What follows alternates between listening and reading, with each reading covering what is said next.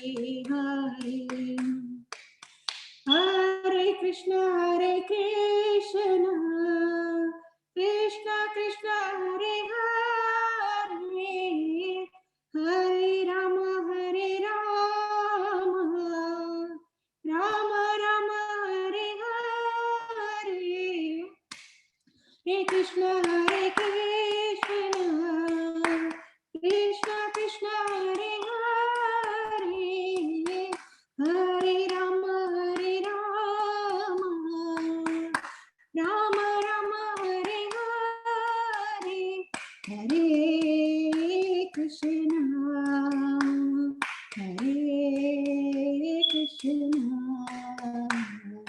Krishna Krishna, Hare Hare, Hare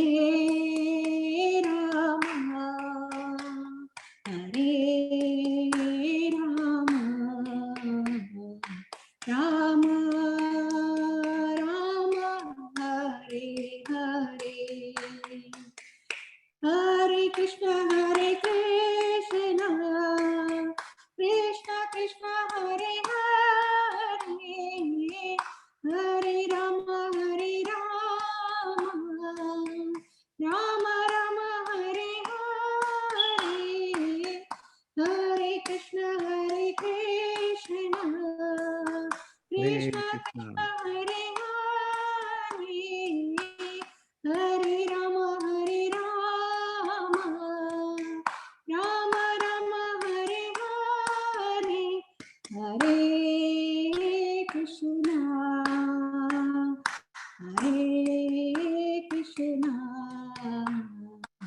Krishna Krishna, Hare Hare.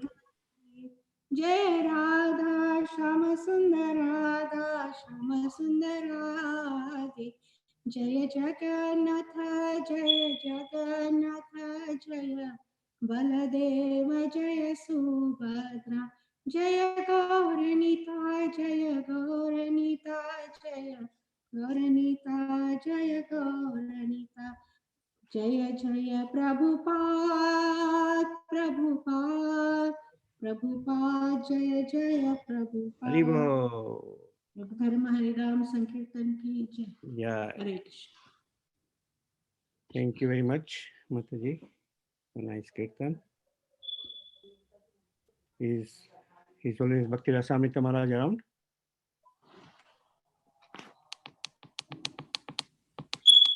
We're very fortunate to have His Holiness Bhakti Rasamrita Maharaj amidst us today. Today's topic, let's see, is Lord Krishna provides protection within and without. So, let's see if Maharaj is around.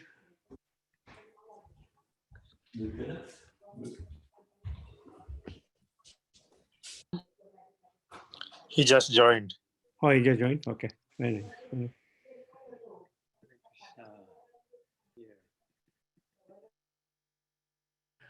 Thank you very much.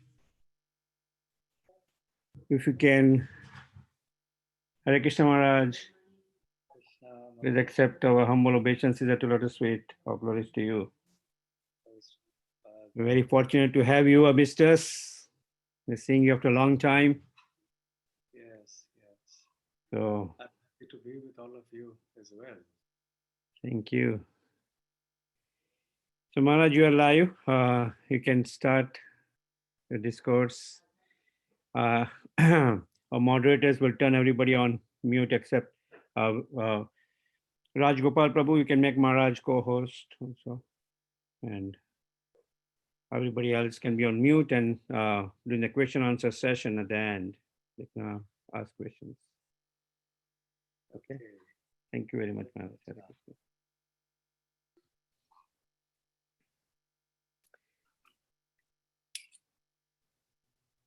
Jaya Radha Madhava Kunja Bihari. Jaya Radha Madhava Kunja Bihari. Jaya Radha Jai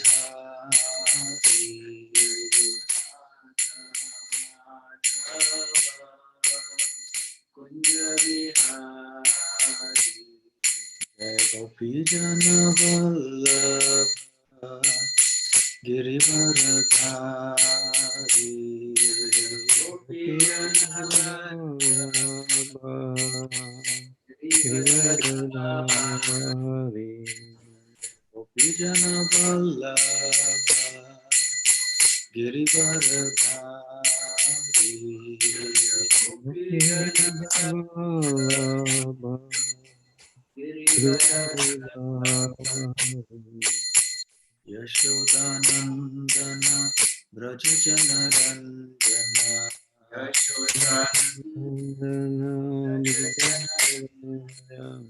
Yashodanandana Braja Jana Ranjana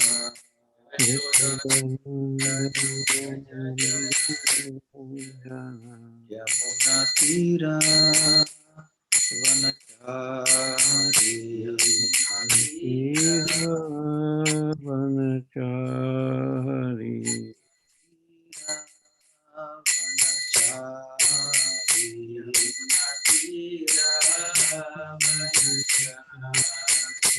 Jaya Radha Madhava Kunja Bihari Radha Madhava Kunja Bihari Jaya Radha Madhava Kunja Bihari Jaya Radha Madhava Kunja Bihari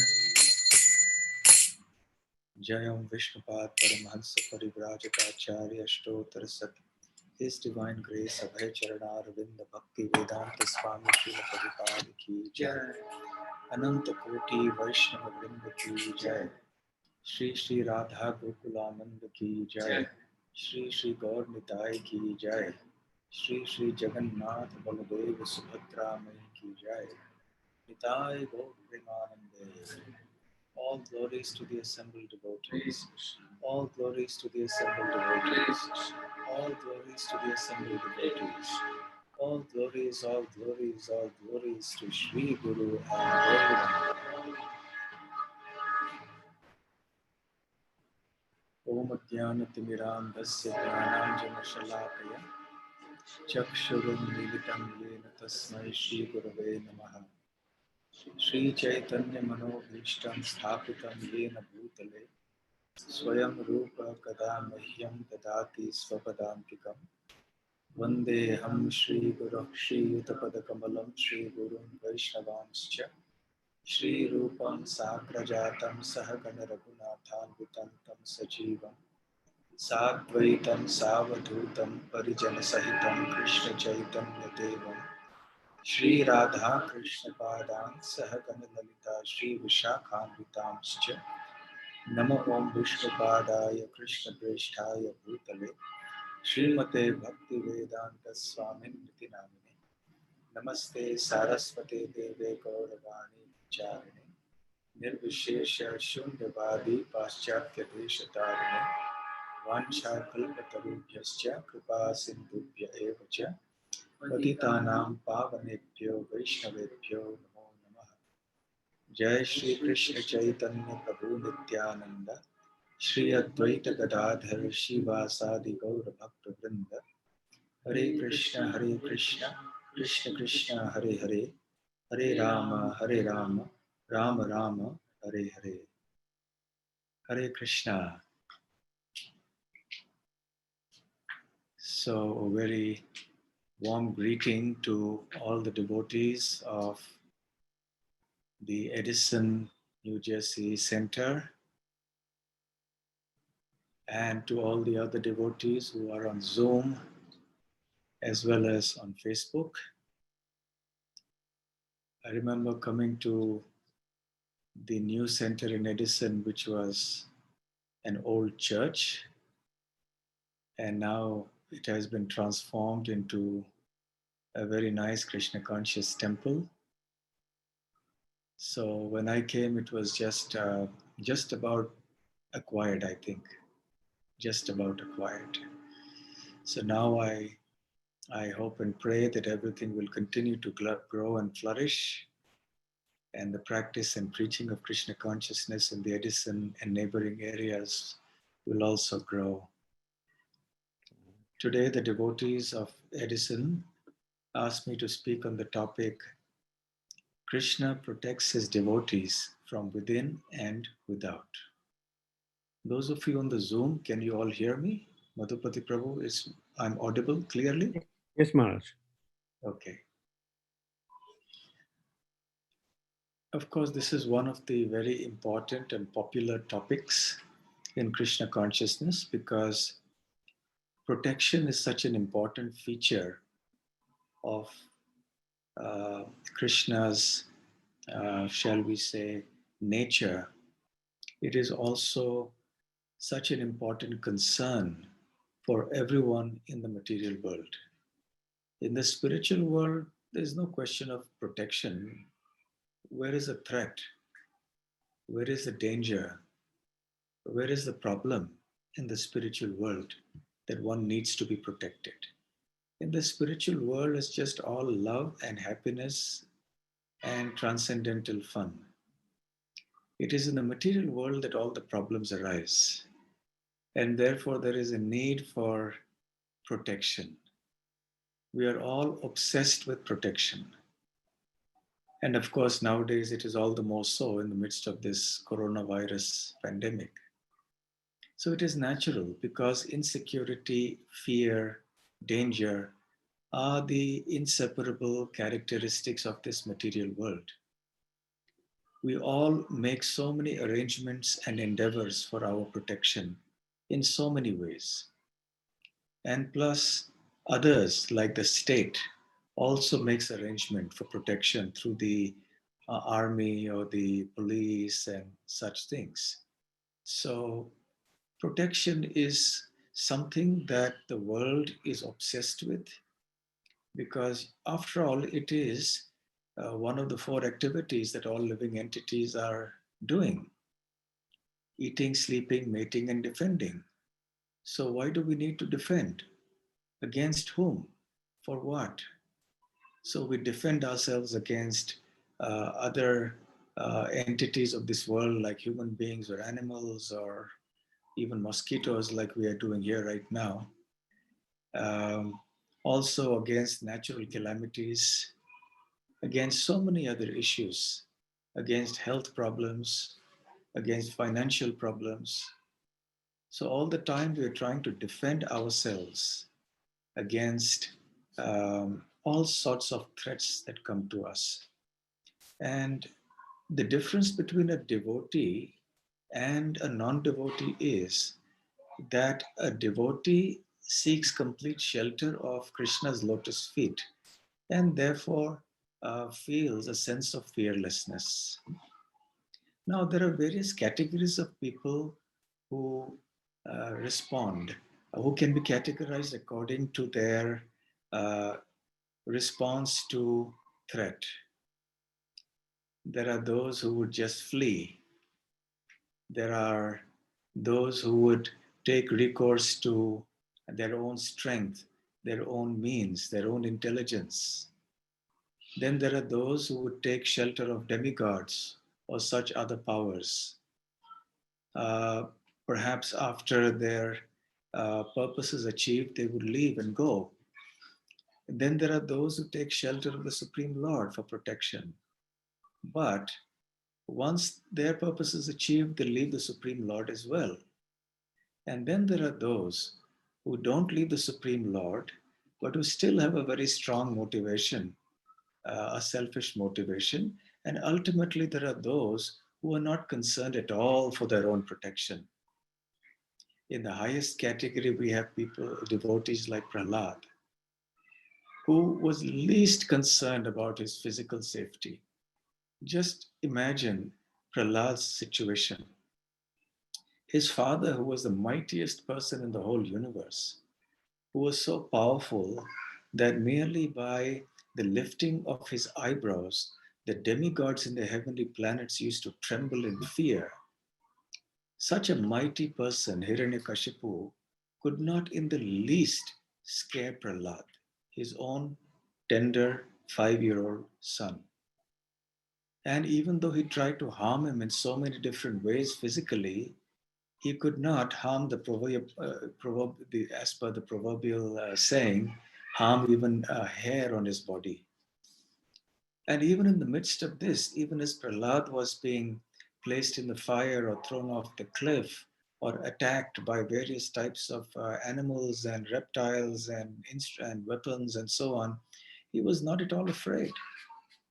Similarly, Maharaj Ambarish, when Durvasa Muni produced from his hair a terrible demon who attacked King Ambarish, Ambarish Maharaj simply stood there with folded hands, remembering the Supreme Personality of Godhead.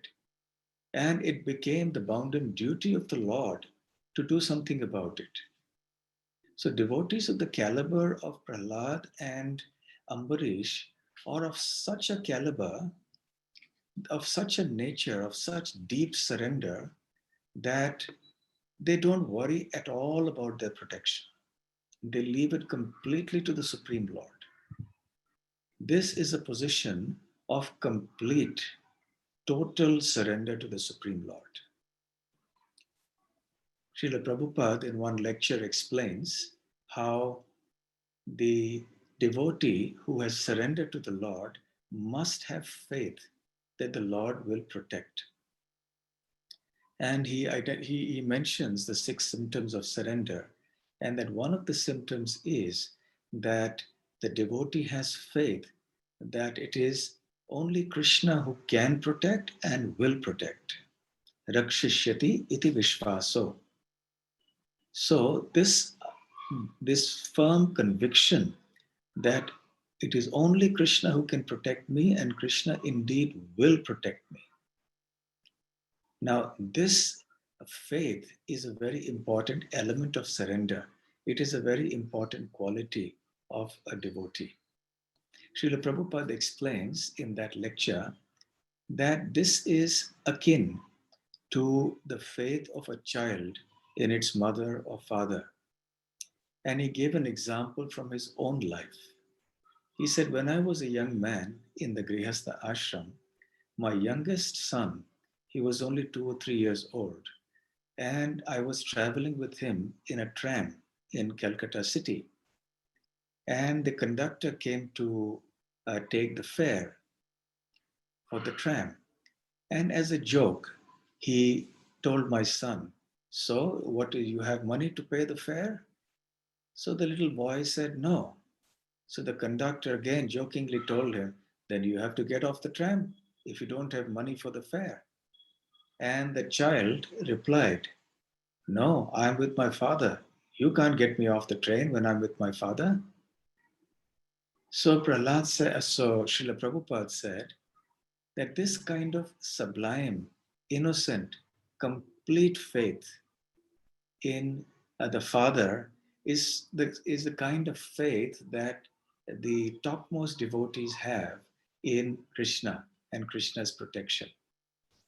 So therefore, they have so much faith that if it is Krishna who will protect me, so I have nothing to worry. Now, if one is not of that faith, of that standard of devotional service, then one should not try to imitate. That's the first and very important point. Even though one will, of course, depend on Krishna for protection, but in the name of surrender, one should also not be foolhardy or foolish, meaning that there will be opportunities that Krishna will give us to protect ourselves.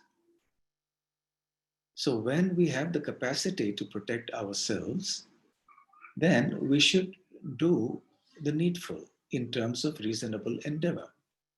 Of course, when the danger crosses beyond the point of reasonable risk, and when it is far beyond our capacity to react, to protect ourselves, then naturally we just completely depend on Krishna. And even when we are in the process of protecting ourselves to the extent possible, even then we depend on Krishna to give us the right intelligence, to create the right facility, and so on. So I give the example often of having faith on Krishna's protection doesn't mean that we have to be negligent and careless. For example, a devotee would not keep the doors of his house unlocked and open at night because he thinks that Krishna will protect me. Krishna will protect me and my family. So why should I bother locking the door? So what this can actually be not just a misapplication of the principle of surrender and faith, but it may sometimes also border on the offensive to the Lord. Why so? Because it shows that we are trying to test the Lord. Okay, I'm going to sleep with my doors open. I'm not going to lock the doors. I'm not going to use whatever reasonable methods and means are available for me to protect myself and my house and family and wealth and so on. I'm going to leave everything to Krishna. So let me see, Krishna will definitely protect. So it is almost as if we are trying to test Krishna that, okay, it's going to happen, and so you must protect everything.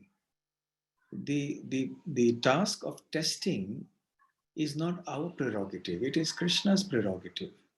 It is Krishna who will test us for our benefit, for our progress. It is not we who should be trying to test Krishna and his promise of protecting the devotees. So yes, Rakshishyati iti Vishvaso, certainly. But then it doesn't mean that we should not also do whatever is reasonably possible for us to do. So we cannot imitate Prahlad Maharaj and Ambarish Maharaj. So we have to do the needful at the same time. We cannot go to the other extreme of simply just working hard and trying everything, even beyond reasonable limits, trying desperately to protect ourselves, our wealth, our family, and so on and so forth. Wisdom lies in understanding this difference. Wisdom lies in drawing the line, knowing where to draw the line between where we should throw our hands up and say, okay, Krishna, now it's up to you. Or continuing to struggle with our own intelligence and means. Let us remember that in the case of Draupadi, Krishna did not incarnate in the form of the cloth that Draupadi had worn around herself till she lifted both hands. So long as she was trying to protect herself by her own endeavor, Krishna did not incarnate. So does it mean that Draupadi should not have tried anything at all? Well, she did. She did what was the right thing to do. She tried to protect herself. Perhaps in the process of trying to protect herself and struggling, some of the elderly personalities like Bhishma, Drona, Kripacharya, somebody could have probably intervened. Dhritarashtra could have intervened, maybe Gandhari could have intervened. So there was always that chance, there was always that possibility that she could buy time, protect herself, at least try to protect herself in the hope that others would step in.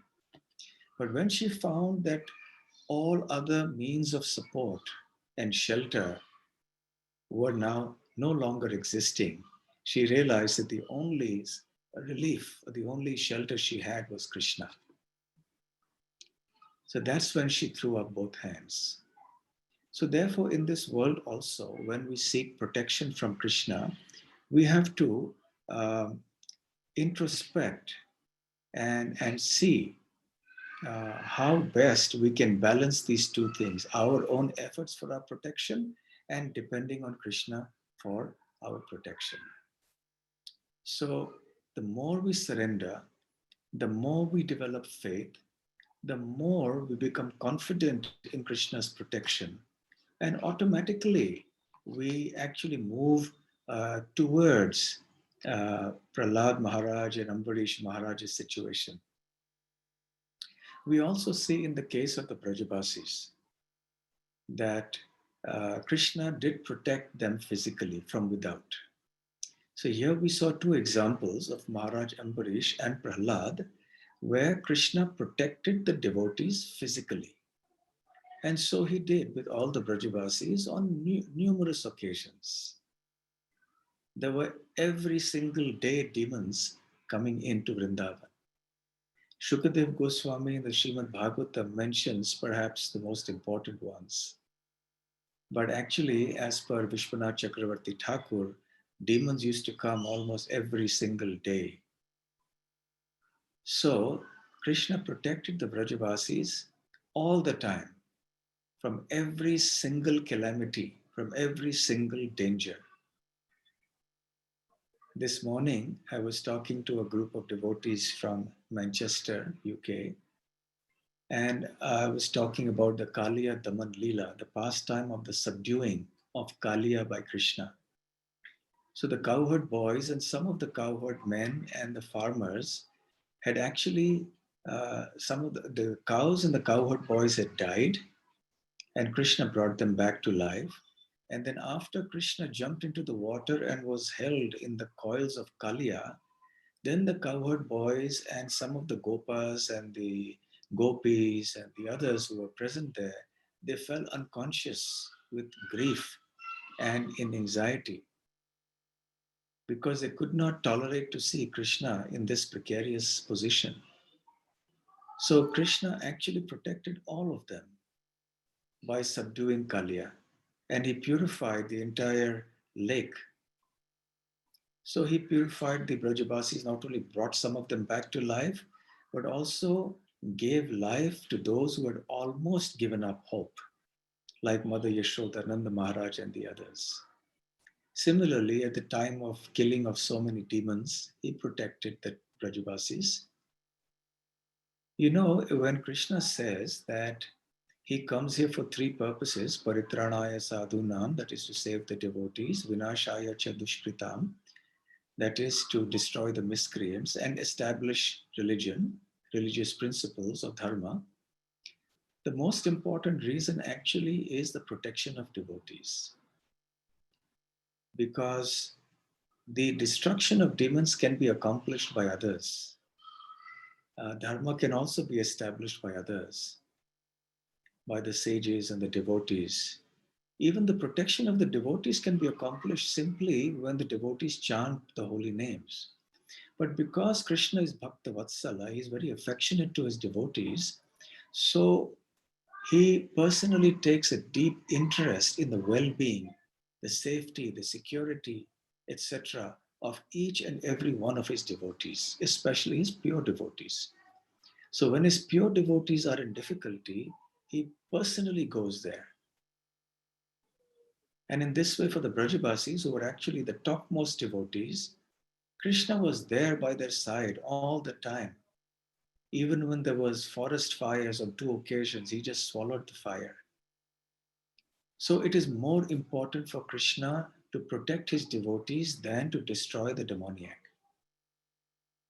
And destroying the demoniac is an incidental activity. Not that it is not important, not that it doesn't serve any important purposes, but really what is close to Krishna's heart is the well-being of his devotees.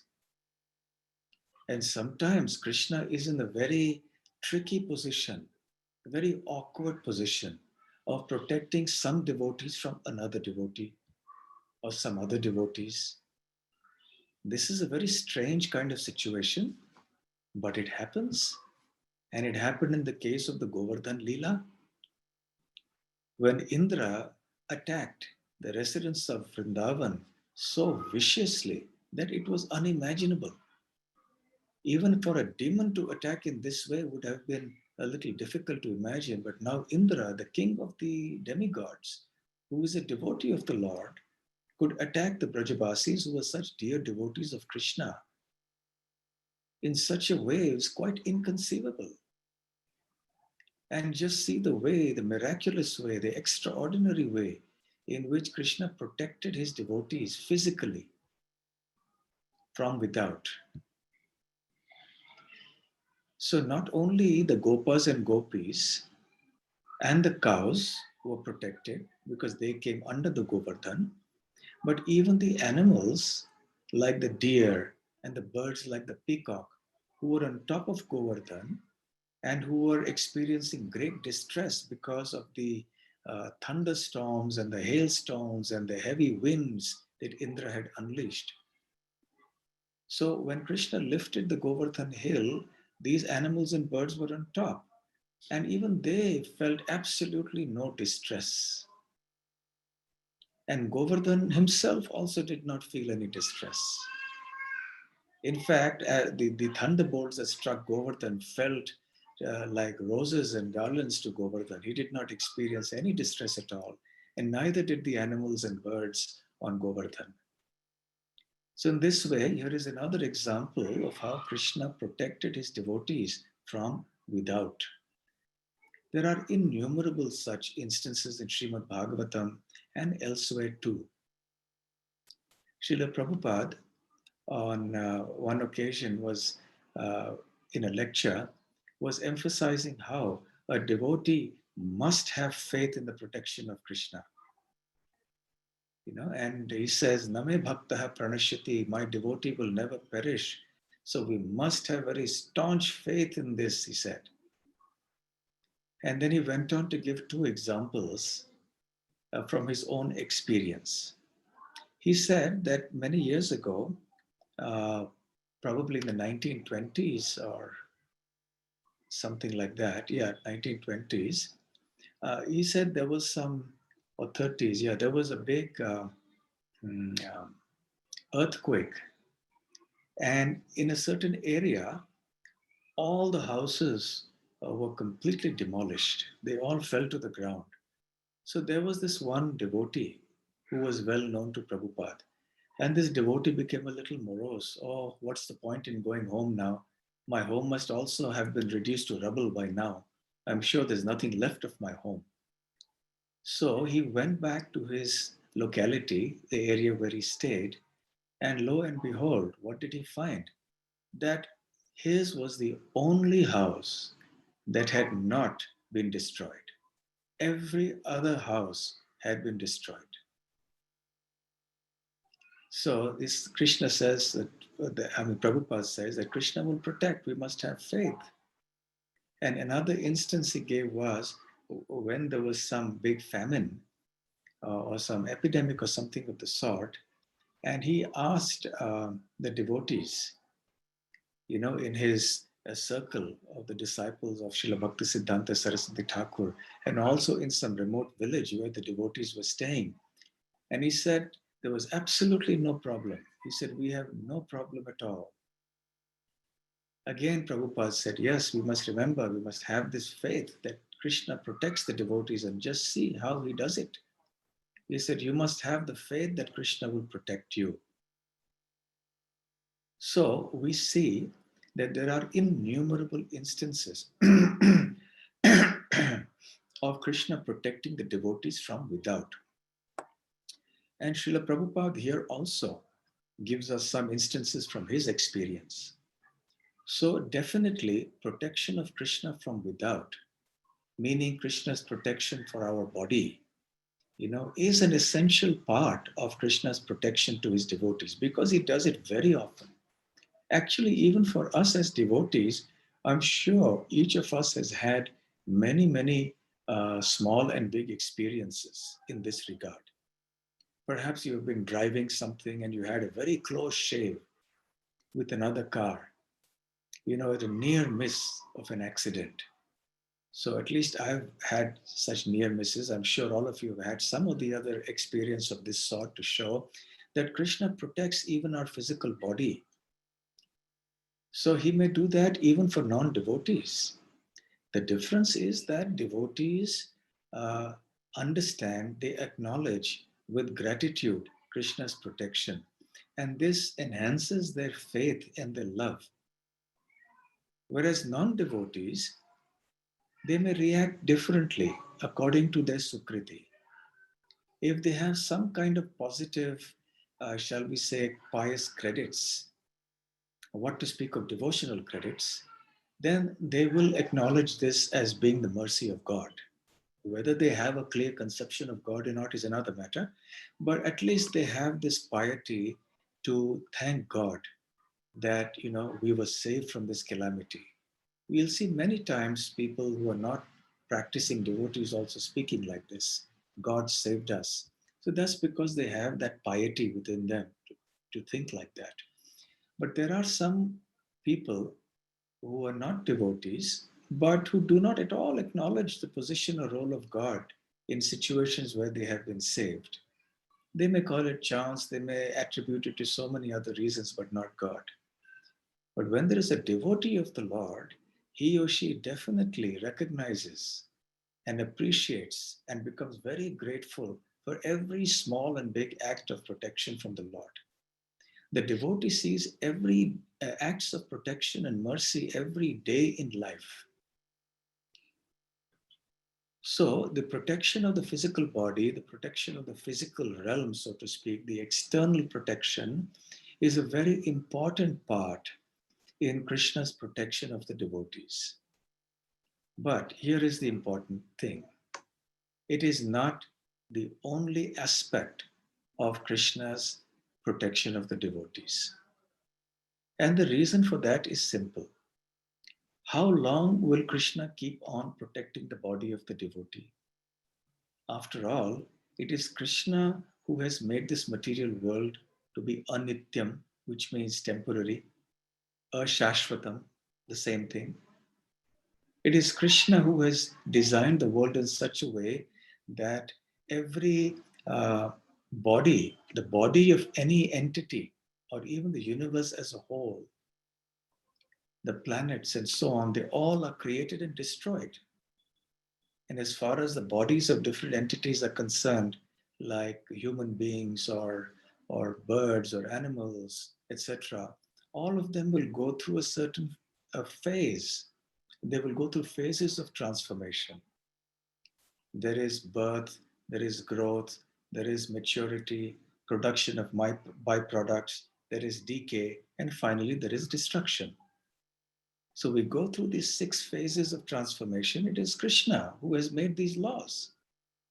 So Krishna has arranged for the world to be such that everything will eventually be destroyed.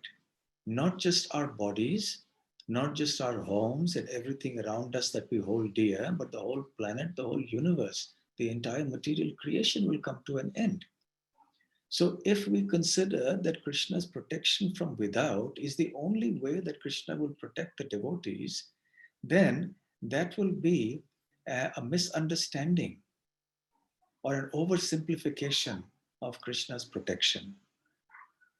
Because indeed, there will be a time when this body will not be protected. The body will get destroyed. Death will come for everybody, even for pure devotees of the Lord.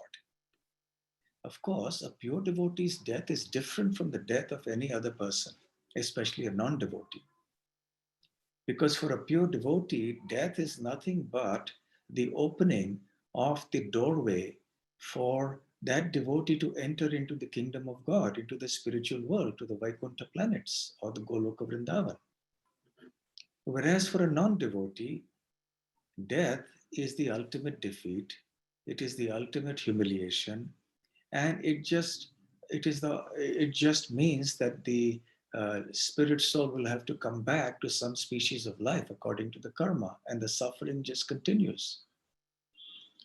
But nevertheless, even for a pure devotee, there will be death, and whatever is material there in that pure devotee's surroundings will also be taken away from that pure devotee.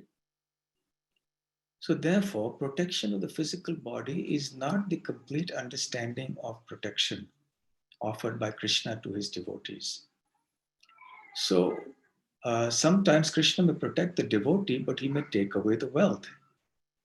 That is another stage of protection now we're talking about, where apparently Krishna is not protecting something.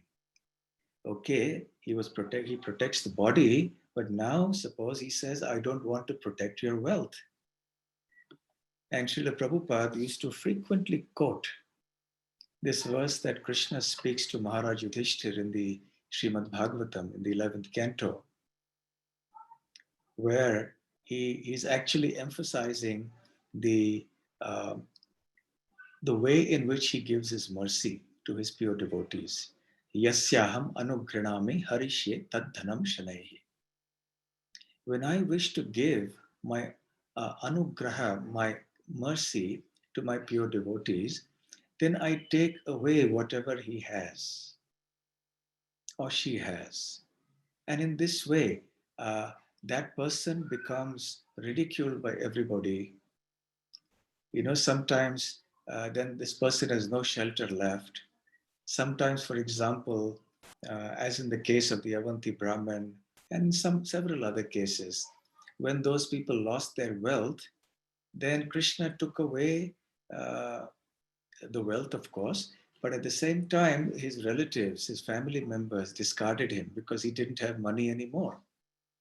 And he was completely rejected in the society and made fun of. So therefore, Krishna may protect the physical body, but he may take away our wealth, he may take away our honor, our prestige, our name in the society, and there may be humiliation, there may be physical discomfort. So Krishna will do that for his own purposes. What is his purpose? His purpose is to hasten the progress in the path of Krishna consciousness of his devotee. So Srila Prabhupada says in this connection that when a devotee actually wants to serve Krishna, but simultaneously is also attached to the material world, then Krishna very kindly, in order to facilitate the devotee's attachment to his lotus feet, he takes away the wealth of such a devotee. So if the wealth or whatever it is that is causing an impediment in the progress of Krishna consciousness, Krishna takes that away. And in this way, the devotee becomes helplessly dependent on Krishna and is forced by circumstances to surrender. And Srila Prabhupada again gives his own example. He said the same thing happened to me. When I was in my householder life, I also had a business and everything was going well at a certain point, and then everything was taken away. I had been postponing the execution of my spiritual master's instructions to me. Somehow or the other, I was thinking, I'm a householder, so this is not the right time for me to do what my Guru Maharaj has ordered me. And so I was postponing it. But a time came when Krishna forced me to surrender to him. So Srila Prabhupada also understood, and he said, yes, I understood this was Krishna's mercy upon me. So this was Krishna's protection, but offered in a different way. How is that? Because Krishna was protecting the spiritual life of the devotee. You see, the spiritual consciousness is far more important than the material body. And as I said earlier, the material body anyway will go away. But it is the spiritual consciousness that is most important. And this is the chief consciousness. This is the protection of Krishna that he offers within. And there are many verses in the Bhagavad Gita and elsewhere too, where Krishna promises this kind of an internal protection, where the external protection may not be offered.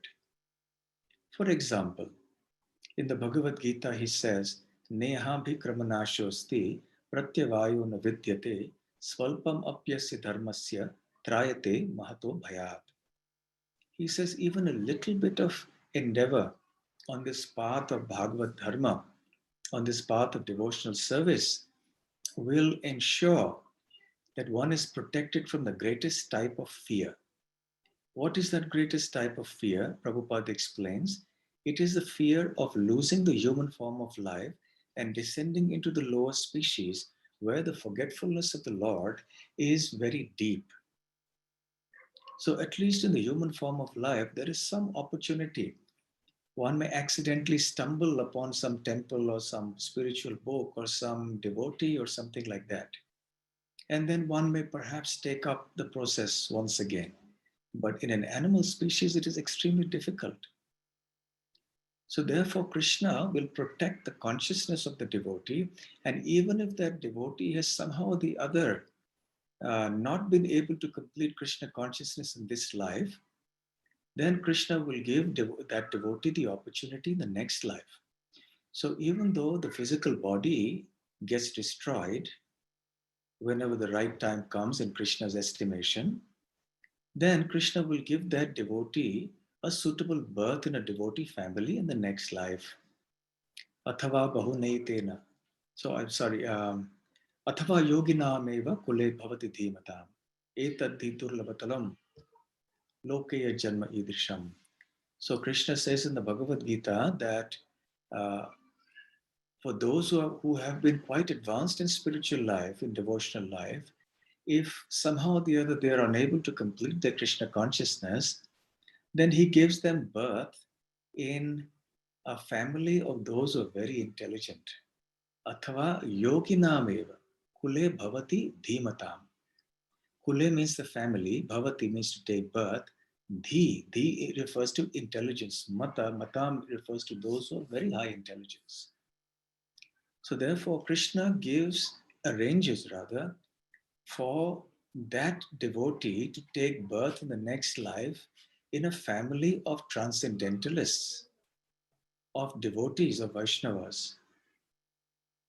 And he says, Durlabhataram, such a birth, Lokeya Janma Idrisham, Durlabhataram. So this kind of a birth is very rare because there are very few advanced devotees in this world in any case.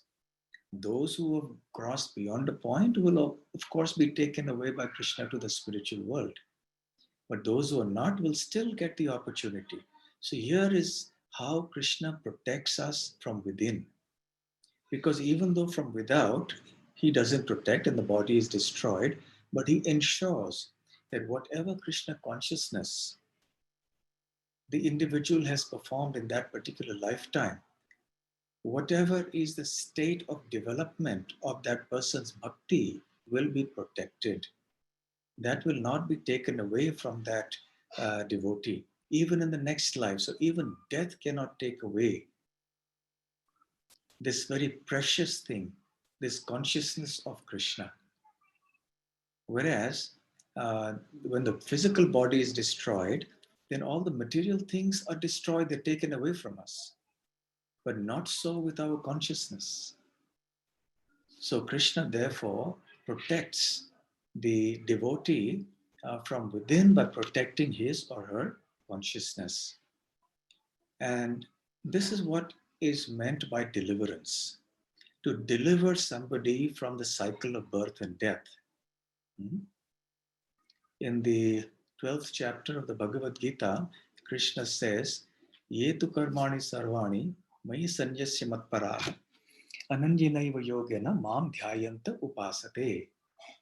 Tesham aham samuddharta mrityu sansara sagarat bhavami nachirat partha maya veshita chetasam. Very beautiful set of two verses. Very, very encouraging and enlivening for all devotees. I think this is probably verses 6 and 7 of chapter 12. So do look up these two verses. I'm sure you've heard them before, but it's always nice to read them again, read the purport, and just meditate on that.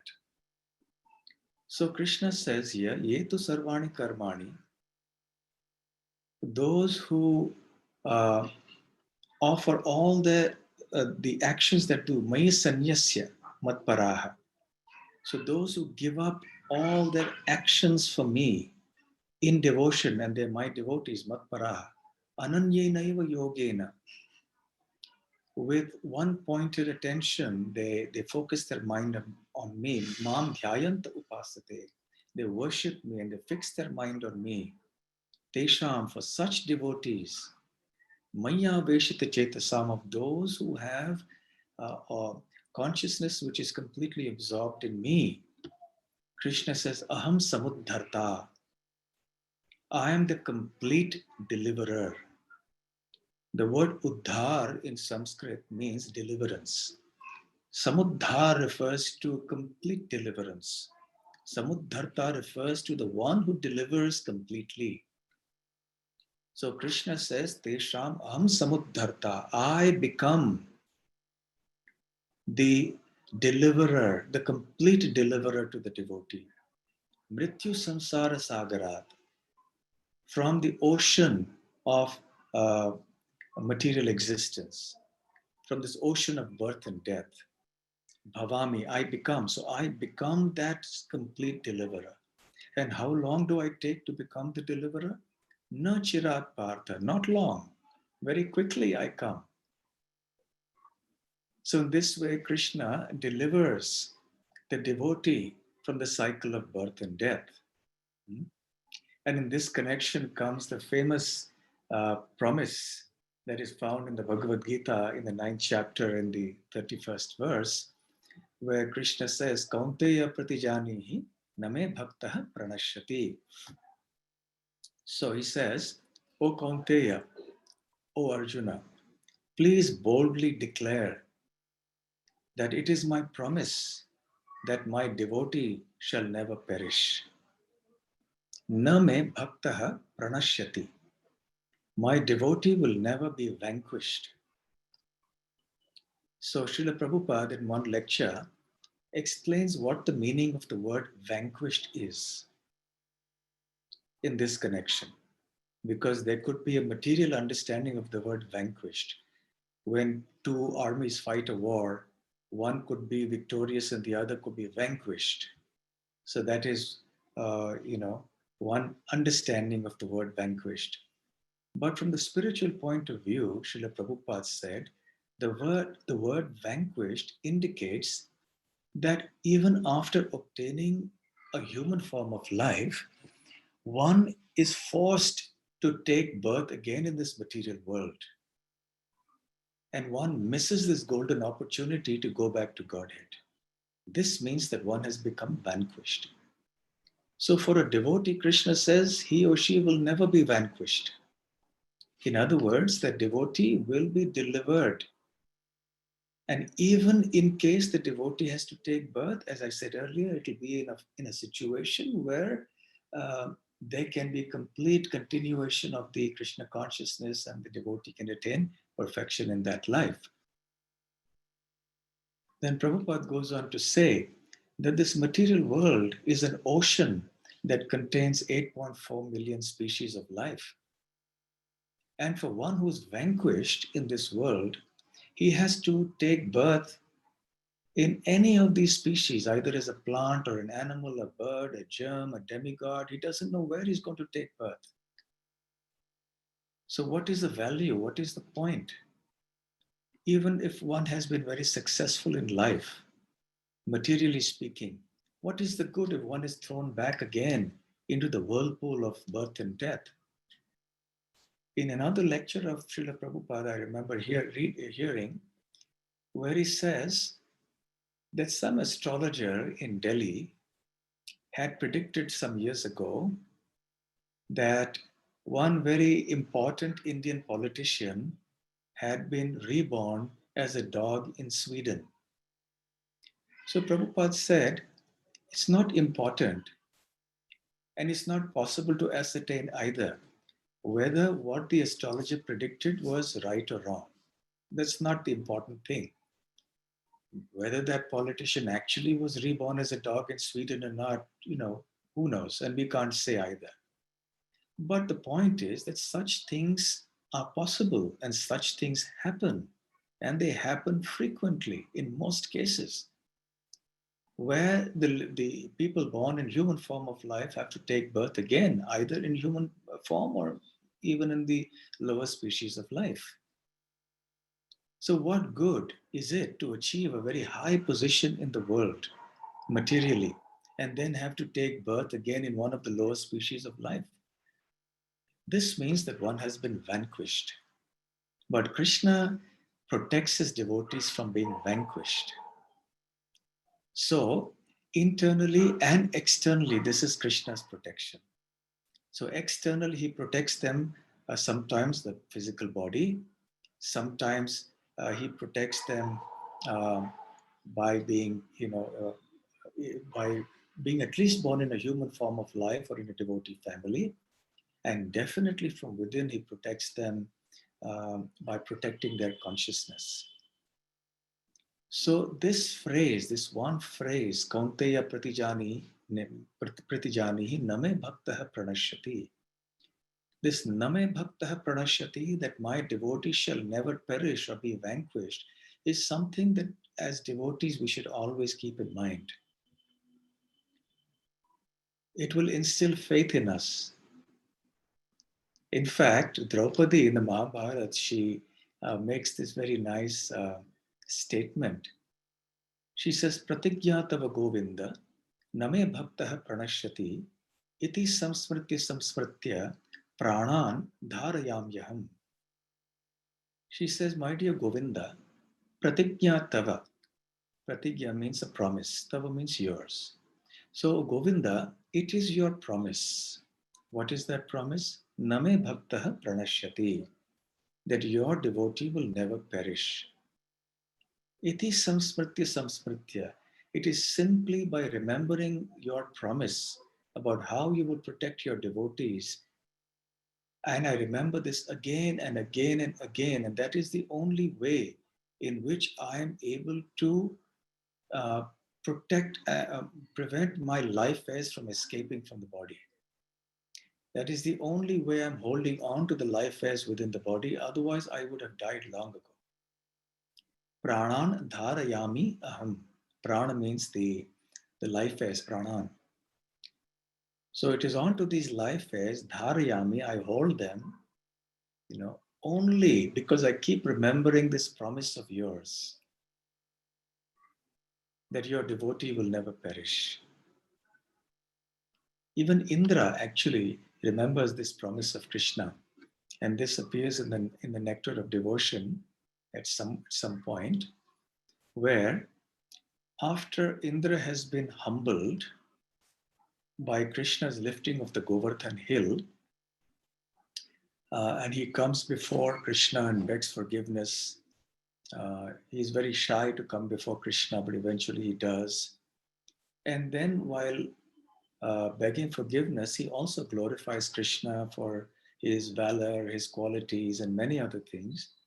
And then he says, my dear Krishna, one of your most attractive features is your quality of protecting your devotees and never allowing them to get vanquished or for them to perish.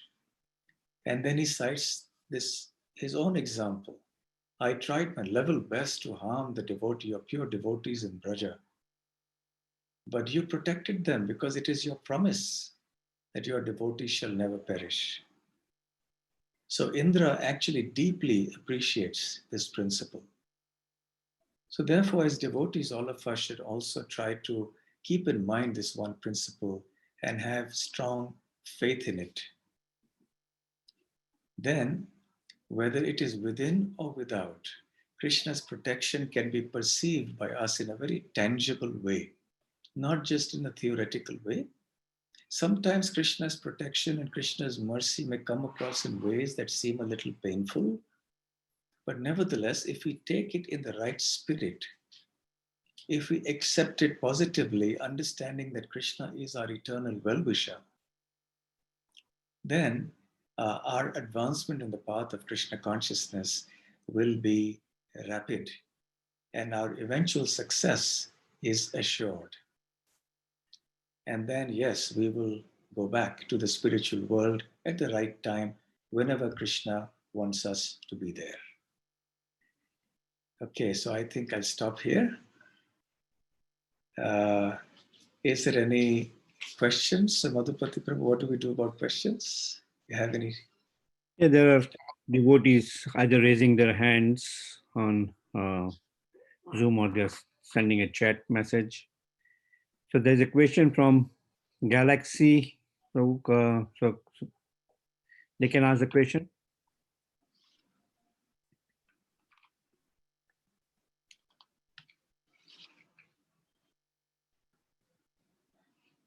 Or Jasoda Dulal Prabhu.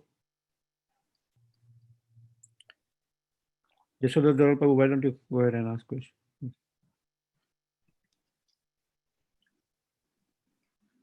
Oh, we have to unmute you. Jashodatulal Prabhu, let me unmute 1 minute. Facebook sir, questions on.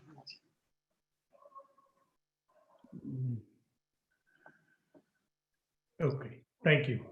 Oh, Thank you, Maharaj. That was incredibly insightful and inspiring.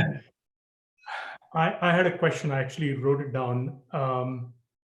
Why is it that the material world that Krishna has devised seems so impossibly difficult to overcome, even for someone who has turned to Krishna?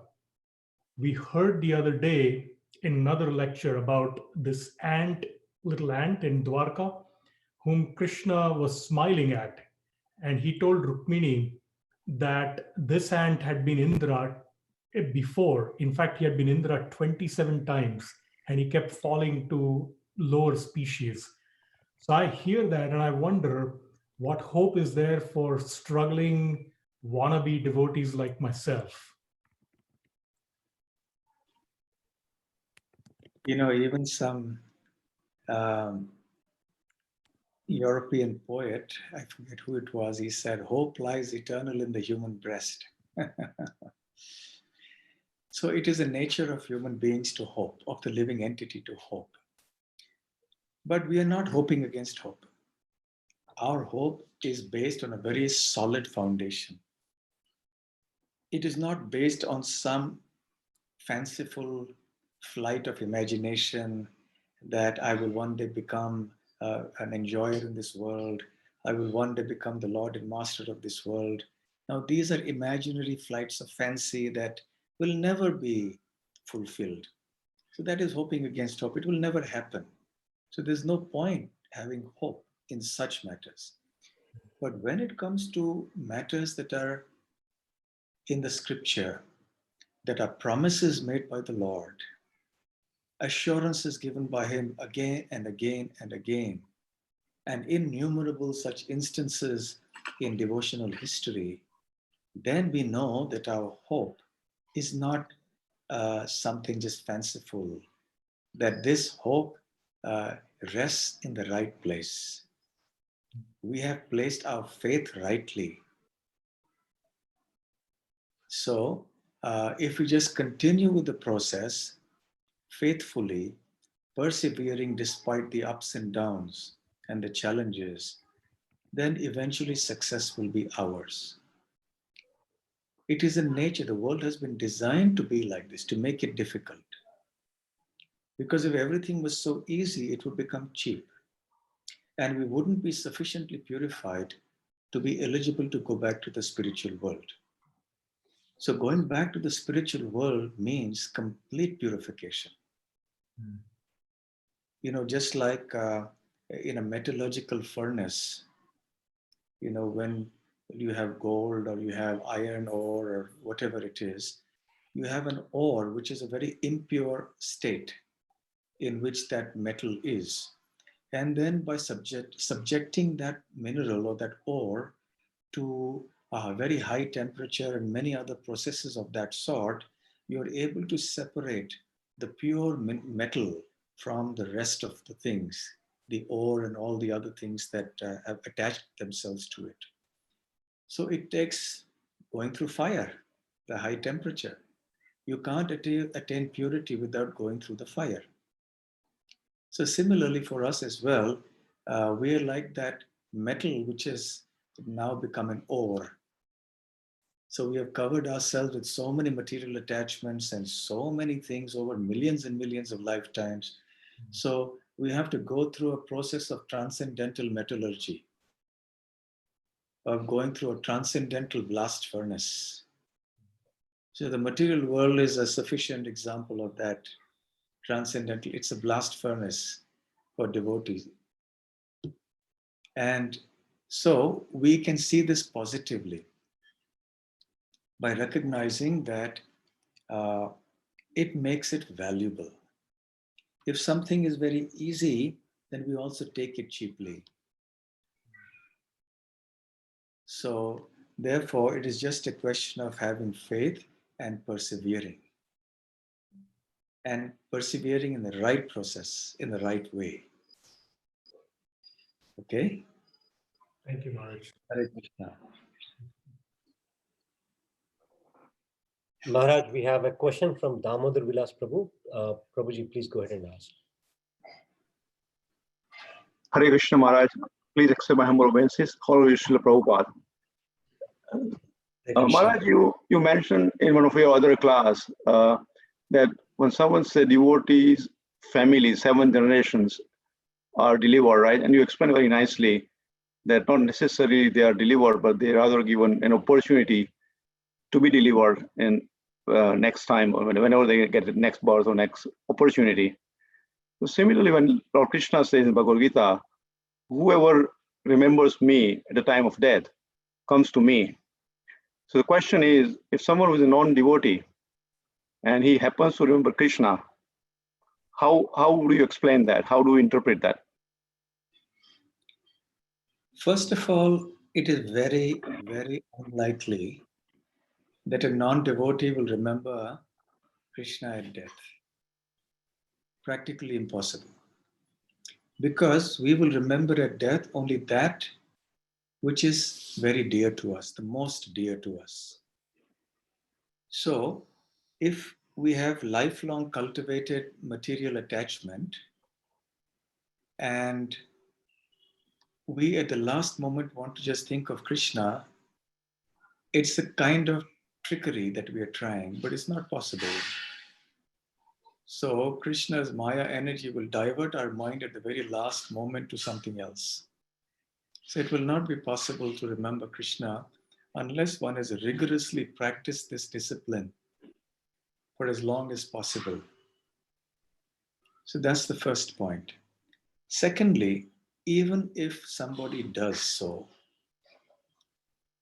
but if that person is not a devotee, he won't go back to Godhead. I was citing this example earlier from a conversation that Srila Prabhupada had with somebody, with some of his devotees actually, his disciples in London in 1973, I think it was.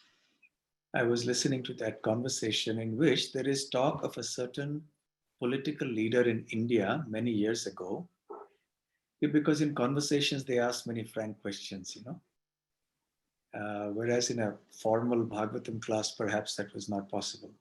So they said it is said that this particular political leader, who was very respected, not only in India, but also all over the world, is said to have chanted the name of Ram at the time of death. So has he gone back to Godhead? So Srila Prabhupada made the point that no, because even though he chanted the name of, even if he chanted the name of Lord Ram, he did not have the understanding of Ram. What kind of understanding are we talking about? The understanding that Ram is a supreme personality of Godhead. He's not just some impersonal spiritual force who then appears as, let's say, as an avatar with a material body. Ram wasn't just a powerful human being who appeared. So there are innumerable misconceptions that people have about Ram, about Krishna. So Srila Prabhupada says that one must have the proper understanding of the holy name. One must have clear conception of who is Ram, who is Krishna. Otherwise, one will not be able to go back to the spiritual world. So in relation to this particular person, Srila Prabhupada said he was a very pious man because he respected Bhagavad Gita, although Prabhupada did not much appreciate his understanding of Bhagavad Gita. But at least he was pious. He regarded the Bhagavad Gita very highly. And he would chant Ram's names frequently every day as a routine, as a practice. So he was very pious. So he developed this very pious practice of chanting the names of Lord Ram. So he was able to perhaps chant the name of Ram at the time of death But because his understanding of who Ram is, what the holy name is, was not proper, therefore he would not have been able to go back to the spiritual world. He may go to some of the higher planets perhaps. So it is not for us to decide where a particular person will go after death, but the estimation, perhaps he gets a pious birth because he was a pious person. And he had a materialistic conception and even a materialistic purpose, perhaps, because he was so absorbed in politics and so on. So there was a good likelihood that even the purpose for which he was chanting that was somewhat political. So not only was the understanding not spiritually perfect, even the purpose for which the chanting was done is suspect. We don't know. So therefore, even if somebody hypothetically who is not a devotee chants the name of the Lord or remembers the Lord, it's not necessary that he or she will go back to Godhead. On the other hand, a devotee who is very pure-hearted dies in sleep. What happens? Does it mean that because that devotee was not able to remember Krishna at the time of death consciously, he or she will not go back to Godhead? No. In the connection of one of Ramanujacharya's followers, or actually his guru, Mahapurna, I think it was, who says that one important thing is that for a pure devotee of the Lord, it doesn't really matter when and how he dies, because he is assured of going back to Godhead. So therefore, the important thing is that one has to have pure devotion, one has to have clarity of understanding of the process of devotion, of the holy name, etc. And one must have a very pure purpose in the chanting. One must chant only to please the Lord and to develop love for the Lord, not for any ulterior motive. Okay? Thank you, Maharaj. Hare Krishna. Okay. Any other question? Maharaj, we have 3 more questions. Rajesh Prabhu, you're on unmute. Please go ahead and ask your question. Can you hear me? Yes, Prabhuji. Dandavad Pranam, Prabhuji. Thanks for raising our levels of faith in the God and you're sharing your experiences. I don't have question, but I have a few doubt. One is, as you said, like about Mahabharata, where Draupadi has to finally request Krishna to help. Was there no devotee in that Sabha who can really come to that level and help her and not actually to reach for the God, because Arjun and Yudhishthir are like devotees for Krishna, and this is the first one. And second is like, as uh, other Gurujis have told, like Corona is like a blessing wherein we should be getting time to uh, pray and worship God. What is your viewpoint on this? Because this is like a curse which is created by humans on destroying themselves. So, what is your viewpoint on that? How it can be stopped? Okay, so with regard to the first question, there were several devotees present at the time when Draupadi was, when Dushasana and Duryodhana were attempting to disrobe Draupadi. The 5 husbands of Draupadi were all great devotees. Bhishma, another great devotee, was there.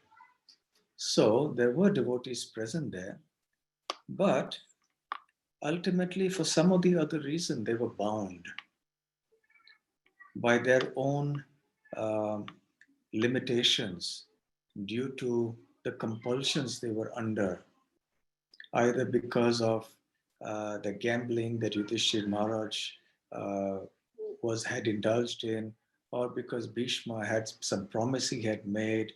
So each of these who could potentially have helped found themselves bound in some way or the other.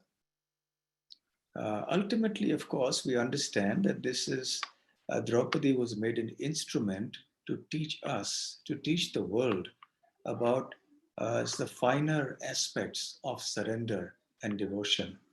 And it is because of this incident in particular that Draupadi is remembered all the more so. So Draupadi's case is a case study for us of how one should utterly surrender to the Lord. So as far as your second question is concerned, you see the devotee of the Lord must try to also always convert an adversity into an opportunity.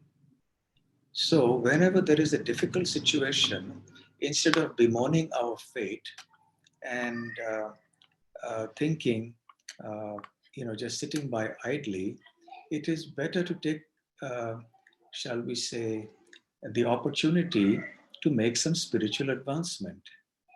Undoubtedly, this whole coronavirus pandemic is very unfortunate because so many people have lost their lives and there's so much misery and turmoil going on all over the world. But behind every cloud, there is a silver lining. There is something to learn from this. There is also an opportunity for us to utilize this lockdown period for making advancement in our spiritual life. Now, most devotees that I've spoken to have had the same experience, that their Krishna consciousness has grown by leaps and bounds during this lockdown period, because now they have no material, job duties to do, although some people are working from home. But still, many of them find this period extremely nourishing for their spiritual development. So, yes, we can do whatever is best possible for us to help others, but practicing and preaching our Krishna consciousness is ultimately the best thing we can do for anyone and everyone. Okay, so we can have one last question. Okay, Maharaj. We have two questions. Srinivas Prabhu, you are on unmute. Go ahead and ask question.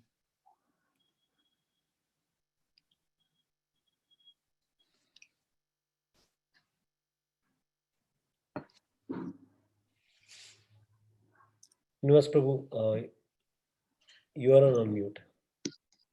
Yeah. Okay. Hare Krishna Maharaj. Thanks for the nice class, and it is enlightening and I hope. But one small question I have, Maharaj. How do we say we have faith in Krishna 100%?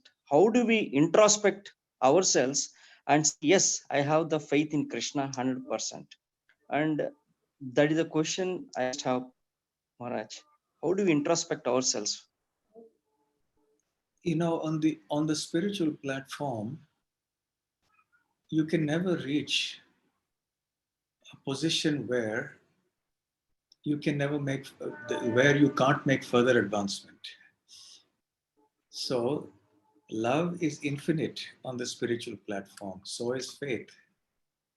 So nobody can truly say that I have 100% faith and it can't increase anymore. So definitely, as far as we are concerned also, it is work in progress. We can never say that, well, I have 100% faith, it's okay. We cannot take it so casually. So our effort should be to constantly increase our faith and dependence on Krishna. This process of raising our faith will be our real protection, ultimately. Rakshishyati iti vishvaso. That vishwas, that firm faith in Krishna's protection. So that protection and faith are synonymous. Okay? Okay, Maharaj. Thank you.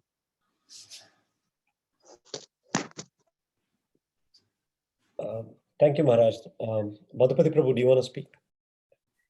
Thank you, Maharaj, very much for spending your valuable time with us.